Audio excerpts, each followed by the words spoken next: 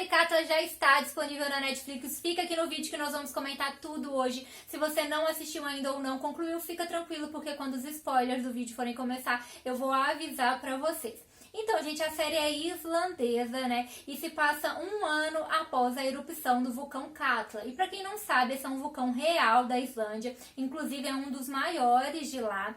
E ele, né, é conhecido aí por entrar em erupção aí num prazo de 50, 80 anos. A última erupção dele, inclusive, foi em 1918. Já que na trama, eles criam aí uma erupção do vulcão, né? E a história vai se passar um ano após essa erupção. Como, né, a cidade não era ali habitável mais, né, por causa de todos os efeitos da erupção, eles voltam depois deste um ano para poder ver, né, ali se já podem morar, né, se já tá tudo bem, né, e começam ali a viver na cidade Vik de novo. E além disso, nós acompanhamos também a Grima, que é uma das personagens principais aí da trama. Ela perdeu a sua irmã há um ano atrás, isso tem abalado muito ela, né, um trauma ali que ela carrega e ela não consegue seguir a vida por causa desse trauma que ela ainda está passando ali mesmo após este tempo. E além disso, eventos misteriosos começam a acontecer ali na cidade, porque pessoas começam a surgir das geleiras. A primeira temporada tem mais perguntas do que respostas, então se você pensa em assistir a série e encontrar tudo prontinho, não é esse tipo de série. Na verdade, eles conseguem manter o mistério, né, e o suspense durante toda a primeira temporada. Eles não dão muitas respostas ainda pra gente, muita coisa ficou em aberto, né, tem muitas questões, mas eles deixaram umas pistas que nós vamos comentar mais pra frente com vocês. Além disso, né, é inegável que, apesar de tudo, eles conseguem manter a gente intrigado durante a temporada inteira. A gente quer descobrir mais o que está acontecendo, né, e desvendar todos esses mistérios. Eu confesso pra vocês que a série me lembrou bastante a série Glitch e também a série Curon. Me lembrou bastante aí, pra mim é como se fosse um mix aí, se você pegar as duas séries e misturar, lembra bastante aí Katla. Se você não assistiu ainda, gente, já está disponível na Netflix, vai lá conferir a série, depois você volta aqui pra assistir o restante da nossa análise e também deixar aí nos comentários o que vocês acharam. Já não se esquece aí de se inscrever no nosso canal e ativar as notificações pra você não perder nenhuma novidade. E é claro, deixar o seu joinha aí para poder ajudar a divulgar o conteúdo para mais pessoas. A partir deste ponto o vídeo tem spoiler então. Então, galera, como eu falei aí, a série me lembra um pouco o Glitch com Curon, né? Isso porque em Glitch tem aquela questão, né, de pessoas que ressuscitam, né? Elas voltam dos mortos e chegam ali até sujas também, então me lembrou bastante quando eu vi isso.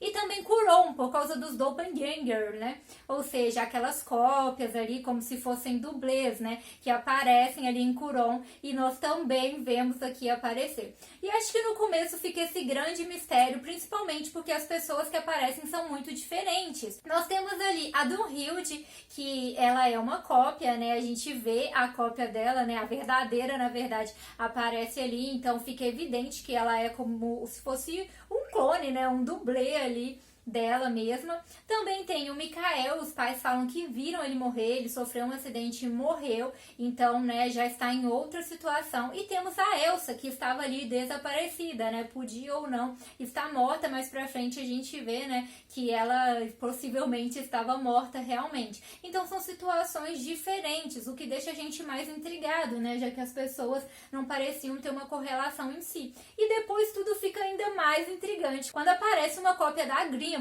É aí que a cabeça explode de vez, né? E a gente quer saber por que tantas cópias, né, de pessoas diferentes não estavam ali, apareceu, o que aconteceu. Mais pra frente eu acho que a série deixa mais claro pra gente um certo motivo dessas pessoas, né? Qual seria a relação dessas aparições? Mais pra frente, através do Derry, nós vamos descobrindo algumas coisas e inclusive, né, que o fato deles terem aparecido, né, por que dessas pessoas especificamente terem aparecido, pode ter relação com as pessoas que estavam ali presentes e a vontade dessas pessoas de trazerem alguém de volta. E isso faz muito sentido, já que o próprio Derry e a Raquel queriam muito o Mikael de volta, que é o filho que eles perderam, então tinha esse sentimento, né, essa dor de perder o filho. Em relação relação a Elsa, tinha a Grima, né? O pai dela fala desde o começo que a Grima sentia muita falta da irmã, ele também sentia falta da filha, então ainda tinha essa dor aberta, eles queriam ela de volta. E em relação a Gunhild, por causa do próprio Thor, que sentia falta dela, ele tinha uma história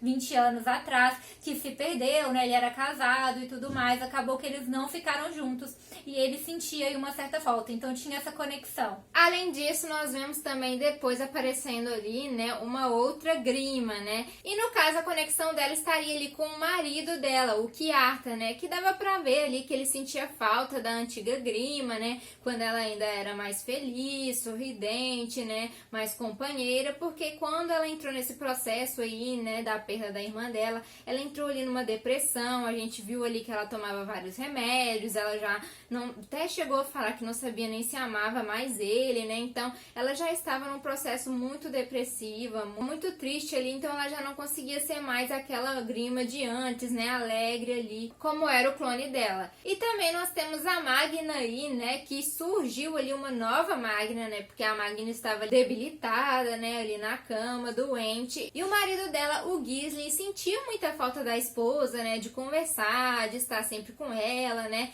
Ele sempre via ela ali doente. Então, provavelmente foi esse sentimento dele de querer a esposa de volta, né? Ter a esposa de volta que trouxe aí a nova Magna. Então pra você ver que realmente, né, o que o Derry fala ali das pessoas virem com essa motivação, né? Porque é claro que tem a ver com o vulcão, eles já perceberam que essas aparições têm uma conexão com o vulcão, com a erupção, com tudo isso. E ele acha que a motivação, né, a escolha das pessoas está ligada a esse sentimento deles, de querer as pessoas de volta. Então, pra vocês verem que cada um ali tem um sentido e realmente tem alguém querendo aquelas pessoas. Isso realmente explicaria o porquê dessas pessoas determinadas terem aparecido. É claro que nós não temos uma resposta final, mas é até então a pista que a série deixou pra gente, que essa seria a motivação do aparecimento dessas pessoas. E uma outra coisa que nós percebemos aí é que essas pessoas que surgem, né, tanto os clones quanto aqueles que ressuscitaram, são as mesmas, mas também não são as mesmas.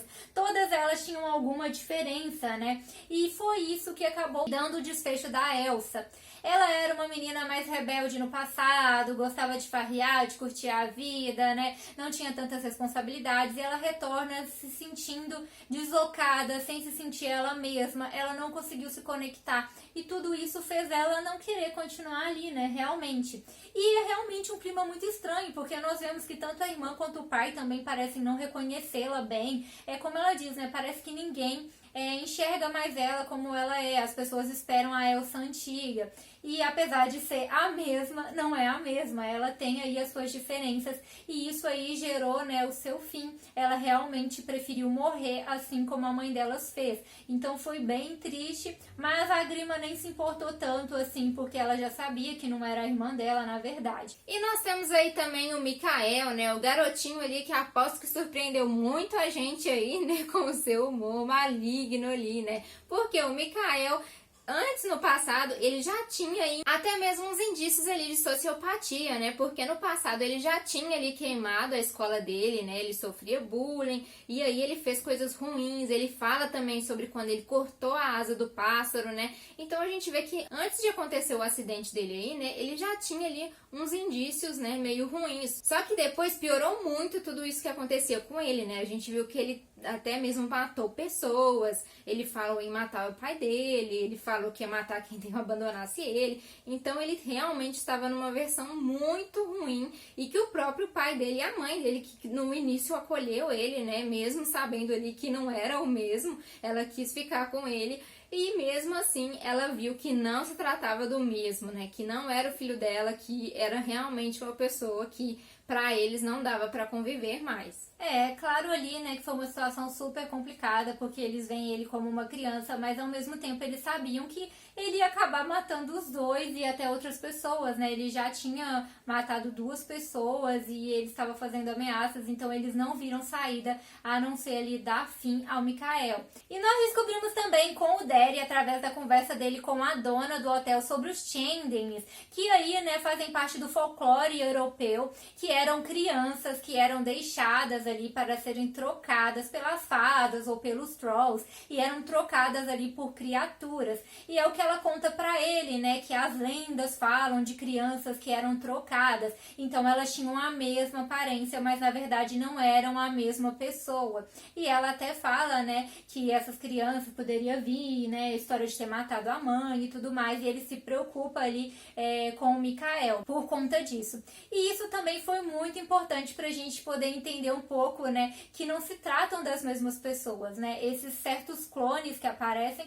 parecem muito aquelas pessoas, mas definitivamente não são as mesmas pessoas, apesar de ter, né, as mesmas lembranças do passado, as mesmas características, elas são sim diferentes, não se tratam da mesma pessoa. E além disso, gente, é o Derry também que descobre ali na geleira, né, um meteorito que está ali há mais de 2.000 anos, e é ele quem gerou aí o vulcão. Então eles não descobriram isso porque ele estava abaixo da geleira, e agora que ela está derretendo, ele conseguiu ter acesso a esse meteorito. Ele percebeu que é ele que gerou aí a chaminé do vulcão. Então quando o vulcão entra em erupção e tudo mais, pedacinhos desse meteorito, né, se espalham por aí. E para piorar tudo, esse meteorito é desconhecido, né? Ou seja, ele descobre ali que ele não faz parte do nosso sistema solar. E eu acho aí que essa é uma grande chave para a gente entender essa série e essa primeira temporada, né? Porque o que teria gerado então no vulcão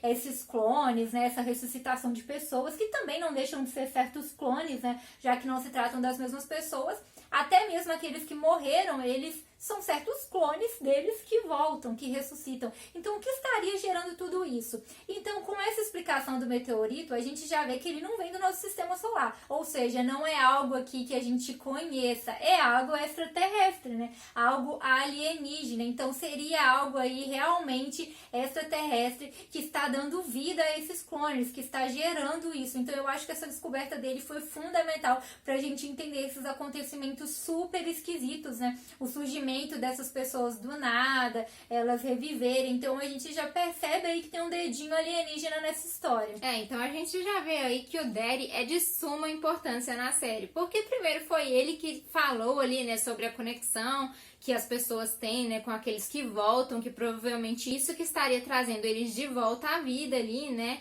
Outra coisa que ele fez também foi descobrir ali sobre os changelings, né? E ele que foi espalhando ali, né? Contando para as pessoas sobre essa possibilidade também, né, das pessoas não serem quem elas diziam ser, e sim serem changelings. E agora nós tivemos aí uma terceira e super descoberta que ele teve, que foi do meteorito, que pode estar aí já explicando tudo o que está acontecendo aí naquela cidade. E isso é interessante, gente, porque quando a gente coloca alienígena no meio, praticamente tudo é possível.